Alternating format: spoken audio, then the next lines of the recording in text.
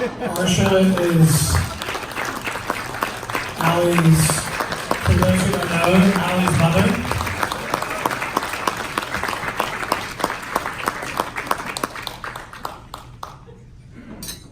Amazing woman, amazing story, and we would not, let me repeat, we would not be here today without her help from me and Allie, Haley, and our entire family.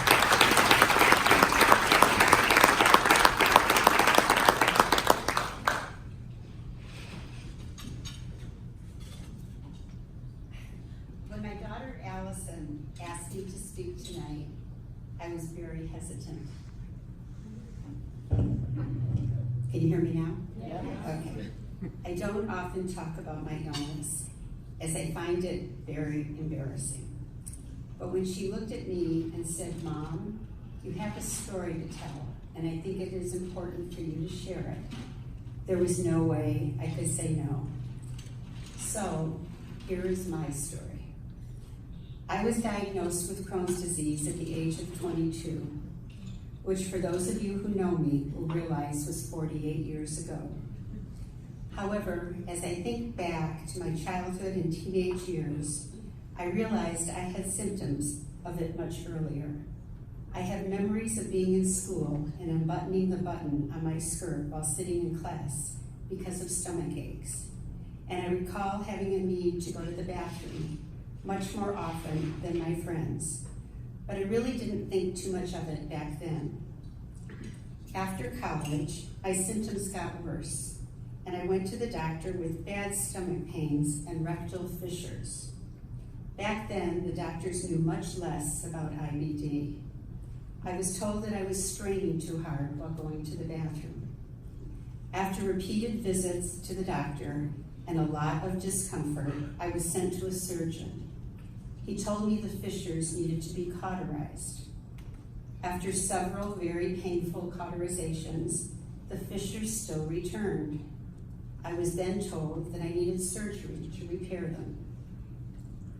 Unfortunately, because they didn't know the real cause for the fissures, new ones developed even after the surgery, and my stomach aches continued.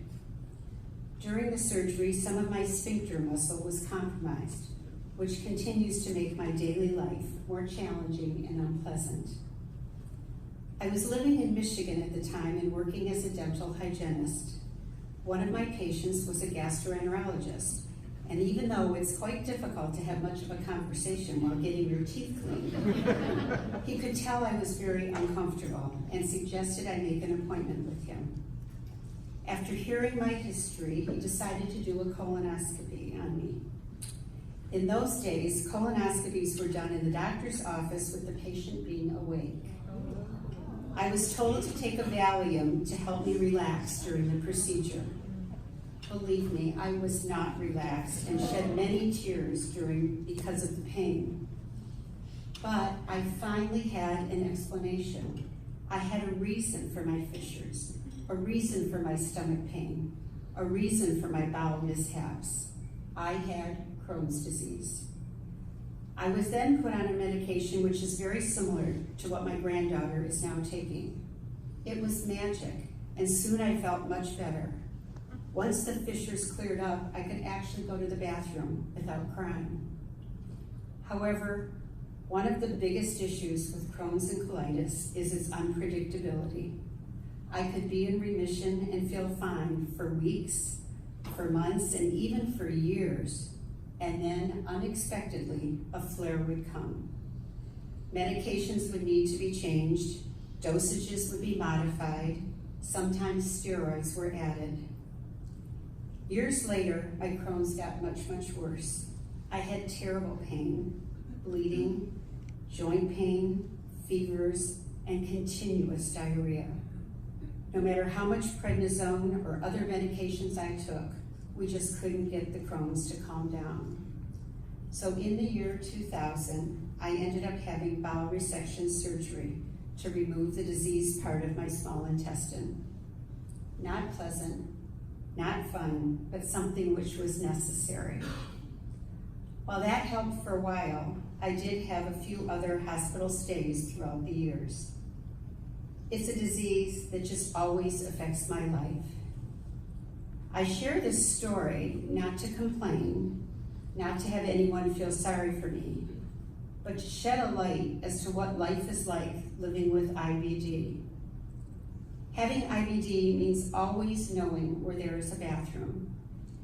Having IBD means always having a change of clothes handy for when you can't get to the bathroom quickly enough. Having IBD means knocking on a stranger's door pleading to let me use their bathroom. Having IBD means leaving your groceries in the cart and running to your car in embarrassment because the market's bathroom was being used. Having IBD means checking with the starter on a golf course before beginning the round, so I could mark on the score sheet where each of the bathrooms are, and hoping I could make it to one of them on time when the urge would come. Having IBD means sitting at a gas station bathroom on the way to the airport and worrying if I will make my flight. Having IBD means hoping no one realizes that you're wearing Depends under your clingy clothes because you're having a bad day. Having IBD means missing the most important scene in the movie theater because you just couldn't wait and there's no pause button like with your home TV.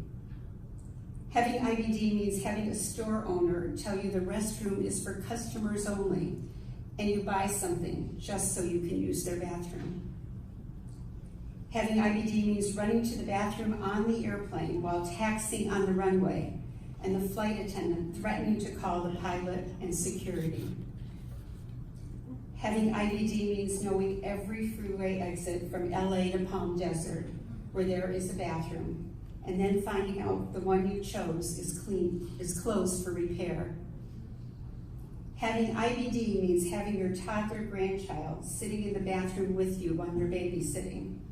As my youngest just recently said to me, "Nana, you have to poop again?"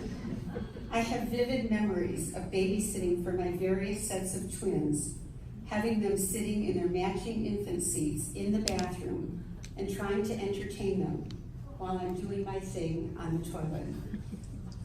This list could go on and on and on. It's a part of me and the hand that I've been dealt. Everyone deals with something, and this just happens to be mine. But this should help you understand just how heartbroken I was when I found out that my granddaughter was diagnosed with IBD, hers being ulcerative colitis. I felt so responsible. It must be my fault. It must be because of my genes. All I thought about was her next 48 years. How will this disease affect her? And she is so young. Unlike my story, however, it did not take years for Haley to be diagnosed. She was fortunate to live here in San Francisco and to come under the care of Dr. Hyman and his wonderful team at UCSF. I love my granddaughter with all my heart. I would do anything humanly possible to make her IBD go away. Unfortunately, that is beyond my control. But through the efforts of doctors like Dr. Hyman, I am hopeful that Haley, along with all the other precious children living with IBD, can live the best lives possible. Haley didn't choose this, neither did I, but we both will do the best we can, each and every day. Dr. Hyman, I thank you for all you do and all you're doing to help my granddaughter. Allie and Breck, I'm beyond proud of all your efforts in supporting Dr. Hyman's research and hosting this spectacular event. And to all of you here tonight, the biggest thank you of all is because of all of you, your love, your support, and your caring, that we can hope for better treatment and eventually a cure. Thank you.